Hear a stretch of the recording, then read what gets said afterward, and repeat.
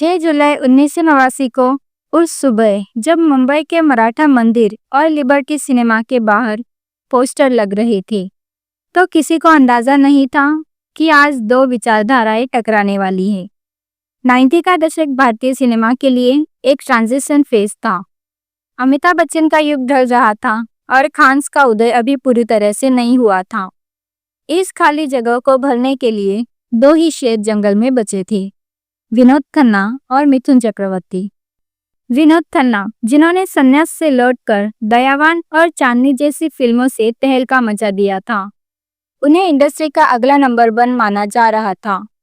वही मिथुन दा, जो ऊटी में अपनी खुद की फिल्म इंडस्ट्री चला रही थी, उनकी हर फिल्म डिस्ट्रीब्यूटर्स के लिए सोने की खान थी। 6 जुलाई को जब जुर्म और गुनाहों का देवता रिलीज हुई तो ये सिर्फ टिकट खिड़की की लड़ाई नहीं थी, यह महेश भट्ट की क्लास और कवल शर्मा की मास अपील के बीच का मुकाबला था। एक तरफ बुद्धिजीवी वर्ग था जो भट्ट की थ्रिलर का इंतजार कर रहा था, तो दूसरी तरफ वो आम आदमी था जो मिथुन दा के एक गुस्से पर पूरी सिनेमा हॉल में सिक्के उछालने को तैयार था। इस वीडियो में हम न सिर्फ इन फिल्मों की कमाई की बात करेंगे, बल्कि उस दौर के उन अनसुने किस्सों को भी खंगालेंगे जो आज तक दबे हुए थे। फिल्म जुर्म की कहानी हॉलीवुड के someone to watch over me से प्रेरित थी, लेकिन महेश भट्ट ने इसमें देसी जज्बात पिरो दिए थे। विनोद खन्ना एक ऐसे पुलिस अफसर बने थे जो अपनी शादीशुदा जिंदगी और अपने फर्ज के बीच फंसे हुए थे। मीनाक्षी शेषाद्री की खूबसूरती और संगीत का जादू फिल्म को एक अलग लेवल पर ले जा रहा था, लेकिन पर्दे के पीछे की कहानी बहुत अलग थी। महेश भट्ट उस समय अपनी फिल्मों में परफेक्शन चाहते थे, जबकि विनोद खन्ना अपनी शर्तों पर काम करने के लिए मशहूर थे। कहा जाता है कि जुर्म की शूटिंग के दौरान विनोद खन्ना अक्सर सेट पर देरी से पहुंचते थे या फिर सीन के फिल्मांकन को लेकर भट्ट से बहस करते थे। महेश भट्ट, जो अपनी भावनाओं को दबाकर काम करना पसंद नहीं करते थे, उनके लिए ये बर्दाश्त से बाहर था। सेट पर तनाव इतना बढ़ गया था कि एक दिन शूटिंग के बीच में ही दोनों के बीच तीखी नोकझोंक हुई। इसके बाद ही महेश भट्ट ने फिल्मी गलियारों में ये ऐलान कर दिया था कि वो दोबारा कभी डैशिंग खन्ना के साथ काम नहीं करेंगे। इस अनबन का असर फिल्म के प्रमोशन पर भी पड़ा। हालांकि जब कोई बात बिगड़ जाए गाना राजेश रोशन की धुनों पर अमर हो गया, लेकिन फिल्म को जो हाइप मिलनी चाहिए थी वो आपसी झगड़ों की भेंट चढ़ गई। उसी शुक्रवार को रिलीज हुई मिथुन की गुनाहों का देवता। अगर जुर्म एक सजी धजी थ्रिलर थी, तो गुनाहों का देवता एक कच्ची और तीखी मसाला फिल्म थी। मिथुन दा ने इस फिल्म में दोहरी भूमिका निभाई थी, एक लाचार पिता और एक बागी बेटा। 90 के दशक में मिथुन के डबल रोल का मतलब होता था बॉक्स ऑफिस पर भारी भीड़।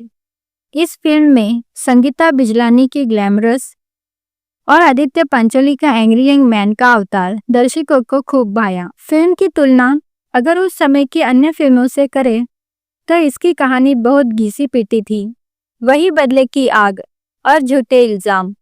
लेकिन मिथुन चक्रवर्ती की एक खासियत थी, वो साधारण से साधारण स्क्रिप्ट में भी अपनी स्टार पावर से जान फूंक देते थे। डिस्ट्रीब्यूटर्स का मानना था कि मिथुन की फिल्म अगर खराब भी हो तो भी वो अपना बजट निकाल लेती है।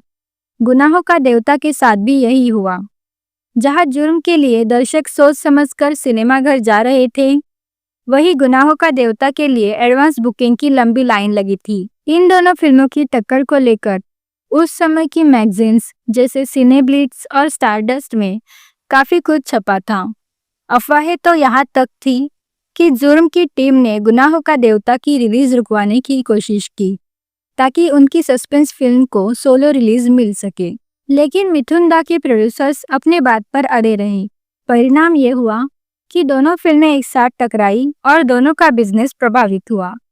बॉक्स ऑफिस रिपोर्ट्स की माने तो जुर्म ने शहरी क्षेत्रों में अच्छा प्रदर्शन किया, जबकि गुनाहों का देवता ने सिंगल स्क्रीन और छोटे शहरों में बाजी मारी।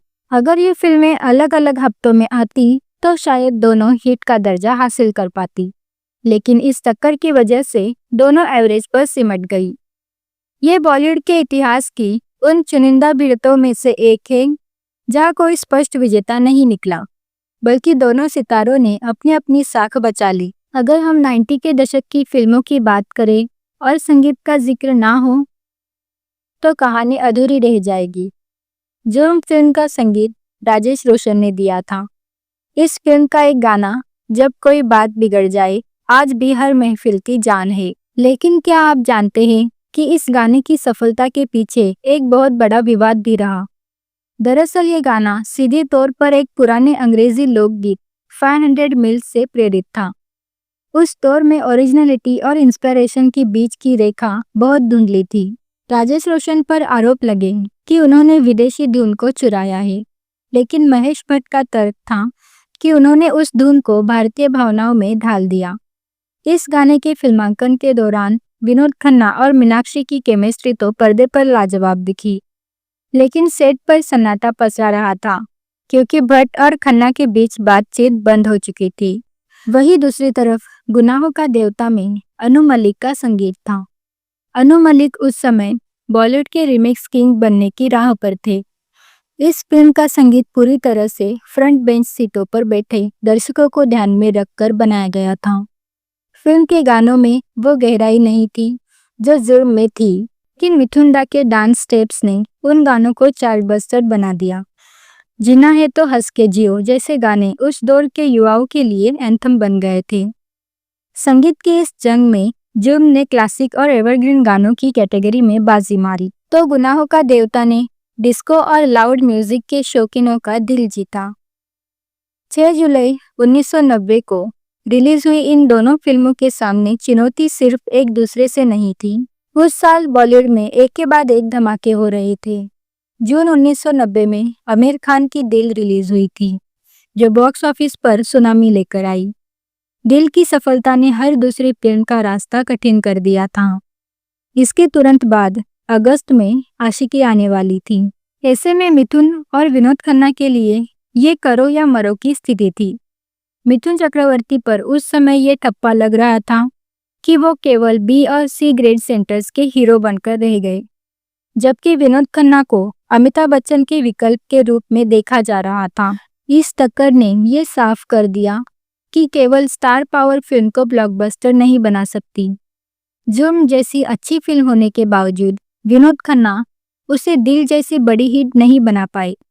वहीं मिथुन दा ने यह साबित किया कि चाहे कितनी भी बड़ी फिल्में क्यों ना आए, उनका वफादार दर्शक वर्ग उन्हें कभी अकेला नहीं छोड़ता।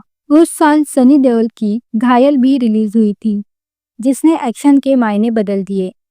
इन सब के बीच जुर्म और गुनाहों का देवता का औसत बिजनेस करना भी अपने आप में एक उपलब्धि थी, क्योंकि उस समय का कंपटीशन आज के मुकाबले कहीं ज़्यादा कठिन था। तकनीकी रूप से देखा जाए तो जुर्म एक बहुत ही बेहतरीन तरीके से शूट की गई फिल्म थी। इसकी सिनेमेटोग्राफी में नोइर स्टाइल का इस्तेमाल किया गया था, जहाँ छाया और रोशनी के खेल से सस्पेंस पैदा किया जाता था। महेश भट्ट ने कैमरा एंगल्स के साथ काफ़ी प्रयोग किए थे। इसके विपरीत गुनाहों का देवता एक टिपिकल मसाला फिल्म थी, जिसकी शूटिंग के दौरान तकनीकी बारीकियों से ज़्यादा एक्शन और इमोशन पर ध्यान दिया था। मिथुन दा के स्टंट्स को बिना किसी बड़े डबल के फिल्माने की कोशिश की गई थी, जो उस समय के दर्शकों के लिए बहुत बड़ी बात थी। एक और दिलचस्प किस्सा ये है कि विनोद खन्ना उन दिनों अपनी फिटनेस और लुक्स को लेकर इतने सजग थे कि वो हर शॉट के बाद अपना मेकअप चेक करते थे, जिससे महेश भट्ट चिढ़ जाते थे। भट्ट चाहते थे कि उनका हीरो थोड़ा बिखरा हुआ और थका हुआ दिखे, जैसा कि एक परेशान पुलिस अफसर होता है। वही मिथुन दा सेट पर बहुत ही कैजुअल रहते थे। वो अक्सर सेट पर स्पॉट बॉयज और जूनियर आर्टिस्ट के साथ बैठकर खाना खाते थे। ये दो अलग अलग स्कूल ऑफ थॉट्स की भिड़ंत थी। एक तरफ ग्लैमर और परफेक्शन था, तो दूसरी तरफ सादगी और मास अपील। उस दौर में आज की तरह सोशल मीडिया नहीं था, लेकिन फिल्मी कलियां और स्क्रीन जैसे अखबारों में सितारों के बयान आग लगा देते थे। कहा जाता है कि एक इंटरव्यू के दौरान जब विनोद खन्ना से उनकी और मिथुन की टक्कर के बारे में पूछा गया, तो उन्होंने बहुत ही संजीदगी से कहा था, हम दोनों का काम करने का तरीका अलग है। मिथुन एक मास हीरो है और मैं अपनी कहानियों में गहराई ढूंढता हूँ। दूसरी ओर मिथुन चक्रवर्ती ने हमेशा अपनी विनम्रता बनाए रखी। उन्होंने एक बार मजाकिया अंदाज में कहा था, लेकिन असली मजा तो तब आया जब महेश भट्ट ने जुर्म के फ्लॉप होने का ठिकरा अप्रत्यक्ष रूप से स्टार्स के नखरों पर फोड़ा। भट्ट का मानना था कि अगर कोई अभिनेता खुद को फिल्म से बड़ा समझने लगे तो फिल्म की आत्मा मर जाती है। इस बयान को सीधे तौर पर विनोद खन्ना से जोड़कर देखा गया। इस विवाद ने इतनी तूल पकड़ी कि उस समय के डिस्ट्रीब्यूटर्स भी दो गुटों में बंट गए। एक गुट का मानना था कि विनोद खन्ना की क्लास लंबी चलेगी, तो दूसरे गुट मिथुन की कंसिस्टेंसी पर दाव लगा रहे थे। इस पूरी टक्कर का सबसे बड़ा सबक ये था कि स्टारडम और कंटेंट का तालमेल होना बहुत जरूरी है। जुर्म एक बेहतरीन कंटेंट वाली फिल्म थी, जिसे विवादों ने थोड़ा कमजोर कर दिया। गुनाहों का देवता एक कमजोर कंटेंट वाली फिल्म थी, जिसे केवल स्टारडम ने सहारा दिया। अगर विनोद खन्ना और महेश भट्ट के बीच वो कड़वाहट ना होती, तो शायद जुर्म उस साल की सबसे बड़ी हिट बन सकती थी। वहीं अगर मिथुन चक्रवर्ती ने अपनी फिल्मों की स्क्रिप्ट पर थोड़ा और ध्यान दिया होता, तो वह केवल एवरेज सफलता पर नहीं रुकते। इस टक्कर के बाद विनोद खन्ना का ग्राफ धीरे धीरे चरित्र भूमिकाओं की ओर मुड़ने लगा, जबकि मिथुन दा ने अपनी एक अलग दुनिया बसा ली और डिस्को डांसर के बाद ऊटी फिल्म इंडस्ट्री के बेताज बादशाह बन गए। 6 जुलाई 1989 की वो तारीख गवाह है कि बॉलीवुड में कभी भी दो बड़े शेयर एक साथ शिकार नहीं कर सकते, बिना एक दूसरे के बिजनेस को नुकसान पहुंचाए। आज जब हम पीछे मुड़कर देखते हैं, तो पाते हैं कि इन दोनों सितारों ने अपने हार में भी जीत हासिल की थी। विनोद खन्ना ने जुर्म के जरिए अपनी अदाकारी की वो गहराई दिखाई जो बहुत कम एक्टर्स दिखा पाते हैं, और मिथुन चक्रवर्ती ने गुनाहों का देवता से ये साबित किया कि वो बॉक्स ऑफिस के वो सिपाही हैं जो अकेले दम पर फिल्म को सुरक्षित किनारे तक ले जा सकते हैं। इस टक्कर के सालों बाद भी न तो विनोद खन्ना जैसा डैशिंग पुलिस अफसर हमें दोबारा दिखा, और न ही मिथुन दा जैसा मास अपील वाला एक्शन हीरो जो एक साथ दो पीढ़ियों का दर्द पर्दे पर जी सके। तो दोस्तों, ये थी 1990 की उस महाटक्कर की पूरी कहानी, जिसने न सिर्फ बॉक्स ऑफिस को हिलाया, बल्कि कई रिश्ते को भी हमेशा के लिए बदल दिया।